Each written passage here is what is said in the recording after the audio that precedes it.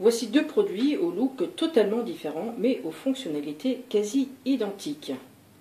À gauche, nous avons le modèle Krups Wine Dispenser et à droite, le Wine Art. De manière générale, ce que l'on constate, c'est que le Wine Dispenser de Krups a une apparence plutôt flatteuse, valorisante, avec un design robuste, un côté massif. Mais ça va rapidement décevoir les utilisateurs. Probablement même une grosse déception lors de la manipulation, l'utilisation au quotidien, l'utilisation pas intuitive, compliquée, et en plus un produit encombrant. A l'inverse, à droite, le Wine Art a une apparence plus discrète, un design plus sobre, et va rapidement rassurer l'utilisateur au moment de l'utilisation de la manipulation, grâce à ses fonctionnalités ultra simples d'utilisation, intuitives et ergonomiques. C'est un produit plus compact. Nous avons souhaité analyser les aspects techniques et esthétiques de chacun d'entre eux et vous en faire la comparaison de manière la plus objective possible.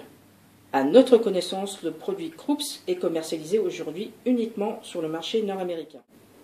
L'emballage de Wine Dispenser Krups et de Wine Art sont quasi identiques, que ce soit le type de carton en termes de cannelure ou de pelliculage, ou encore des coques en polystyrène afin de caler correctement le produit. Il y a également un film plastique de protection. Un avantage cependant pour Wine Art, sa poignée de transport sur le dessus de l'emballage.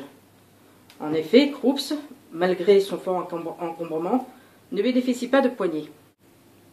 Parlons maintenant de l'encombrement général des produits. Le modèle Krups est très imposant, encombrant. Ses dimensions, hauteur, largeur, profondeur, sont 500 par 420 par 280 mm et son poids est de 16 kg. Le modèle Wine Art, en revanche, est beaucoup plus compact, plus facile à positionner sur un plan de travail dans une cuisine, par exemple. Ses dimensions, hauteur, largeur, profondeur, 478 par 245 par 248 mm, et son poids n'est de 5,48 kg.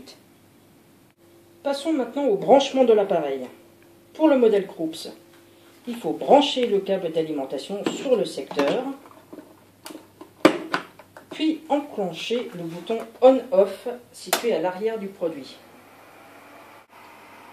Deux butées arrière afin d'assurer un espace minimum entre le mur et le produit.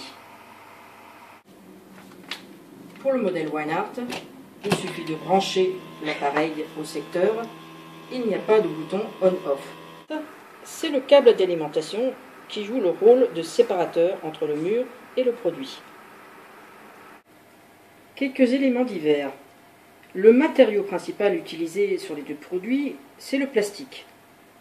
Les plus du modèle Krups, visibles par le client au premier coup d'œil, sont les touches de réglage sur écran tactile. Et ces touches sont rétroéclairées, ce qui donne une bonne mise en valeur du produit.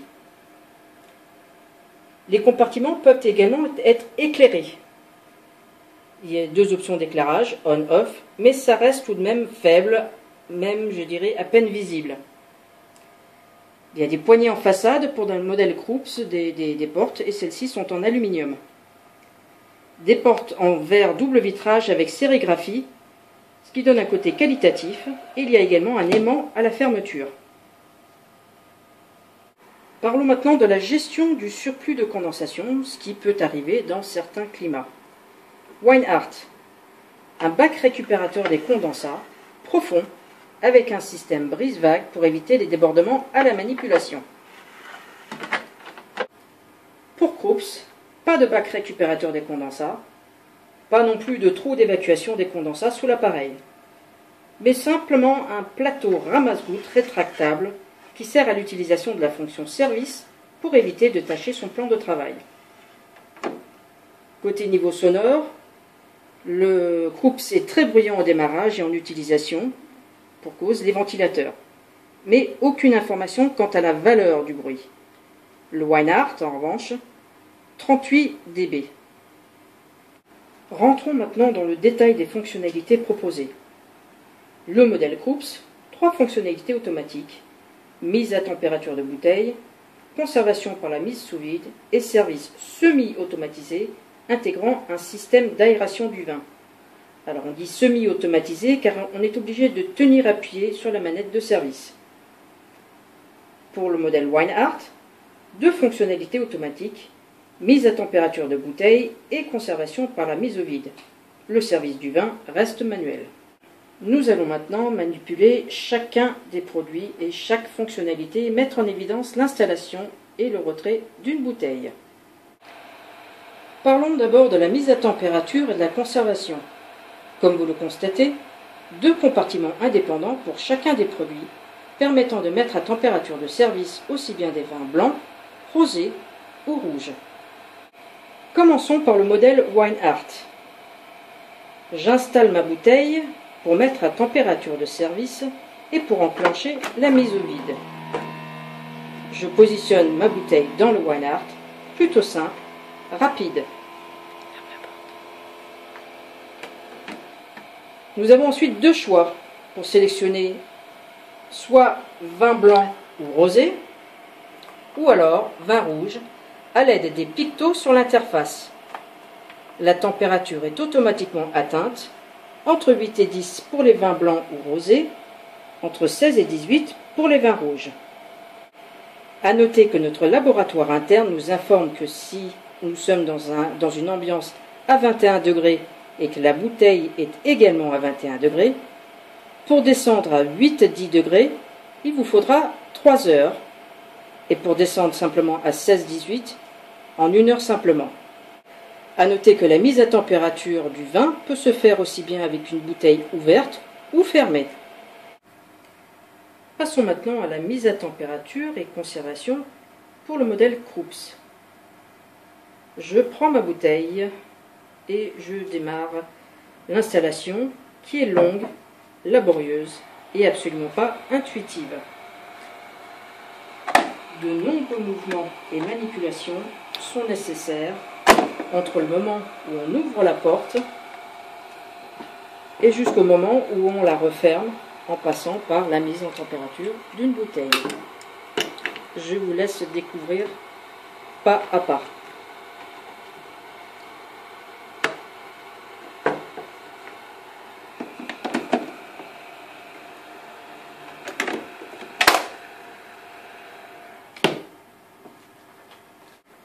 Une fois la bouteille installée dans le modèle Krups, un bouton Power permet d'allumer le ou les compartiments. Pareil que Wineart. Le réglage des températures, une fois le compartiment sélectionné, se fait soit manuellement, réglage de 7 à 20 degrés Celsius, ou alors à l'aide d'une sélection programmée de 20 types de vins différents.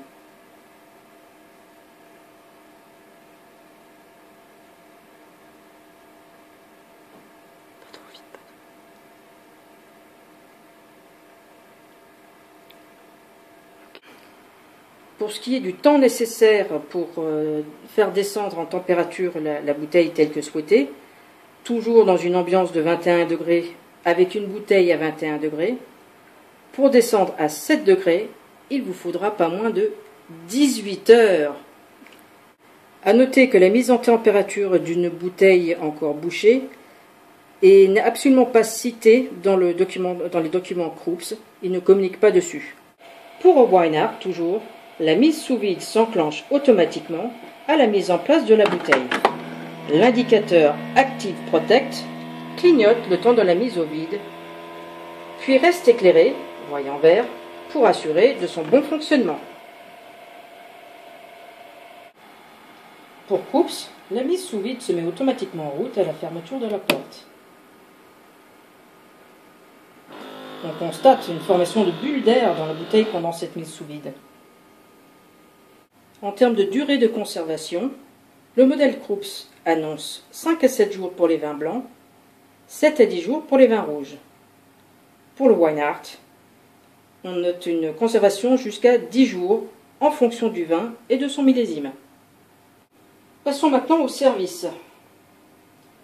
Une fois la température de service atteinte, au bout de 18 heures pour Krups, je me sers un verre de vin.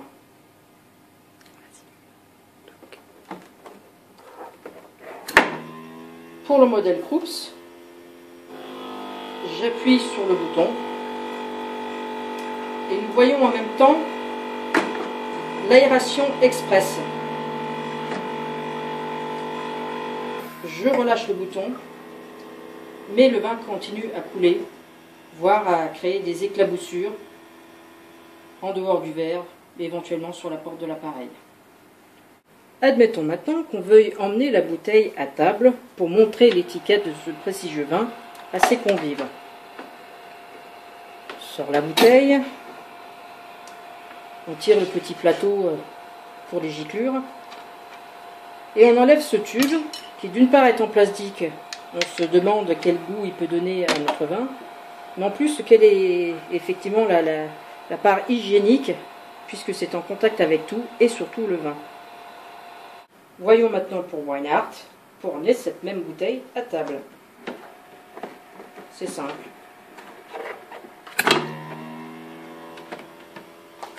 En 3 secondes, c'est fait.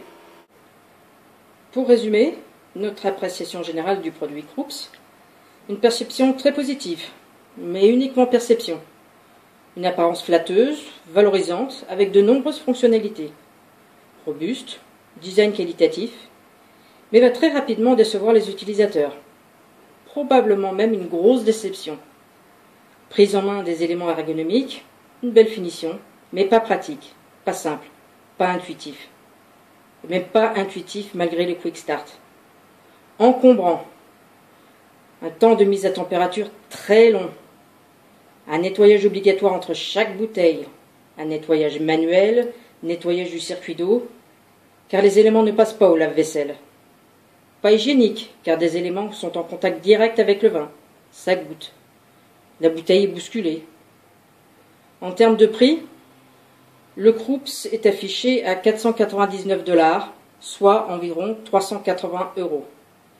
Pour ce qui est du Wine Art, il est au prix affiché à 495 $ et en euros 389 €.